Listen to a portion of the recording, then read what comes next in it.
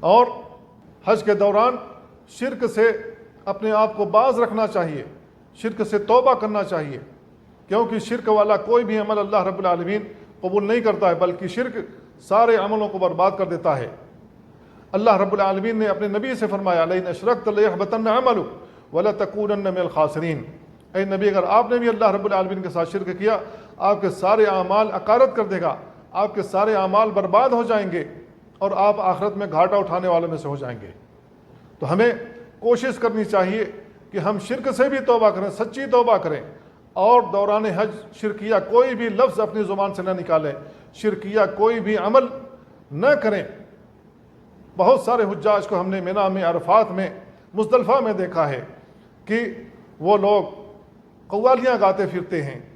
بھر دو جھولی میری یا محمد، تیرے در سے جائیں گے نہ ہاتھ خالی۔ یہ شرکیہ جملہ ہے۔ ہمیں اس جیسے شرکیہ الفاظ سے اپنے آپ کو محفوظ رکھنا چاہیے، ورنہ اگر ہمارے دل میں شرک موجود ہے، ہمارے عمل میں شرک موجود ہے، ہماری زبانوں پر شرک جاری ہے، تو ایسی صورت میں اللہ رب العالمین آپ کا حج بھی قبول نہیں کرے گا، عمرہ بھی قبول نہیں کرے گا، نمازیں بھی قبول نہیں کرے گا، روزہ بھی قبول نہیں کرے گا، صدقہ و خیرات بھی قبول نہیں کرے گا، کوئی بھی عمل اللہ رب العالمین قبول نہیں کرے گا۔ اور شرک سے پہلے جو آپ نے نیک عمل کیے ہوں گے، شرک کرنے کے بعد اللہ رب العالمین ان تمام نیک عملوں کو برباد کر دے گا،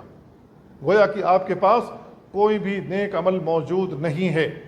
تو ہمیں کوشش کرنی چاہیے کہ حج کرنے سے پہلے تمام قسم کے شرک سے، تمام قسم کی آلائشوں سے، تمام قسم کی کفریات سے اپنے آپ کو باز رکھیں اور سچی توبہ کر لیں، اور اللہ تعالیٰ سے وعدہ کریں کہ اللہ رب العالمین آئندہ جو زندگی گزاریں گے اس میں شرک سے بیزار رہیں گے، اس میں اللہ تعالیٰ تیرے ساتھ شرک نہیں کریں گے، نہ تیری ذات میں، نہ تیری صفات میں، نہ تیرے افعال میں، اور نہ ہی تیری عبادت میں۔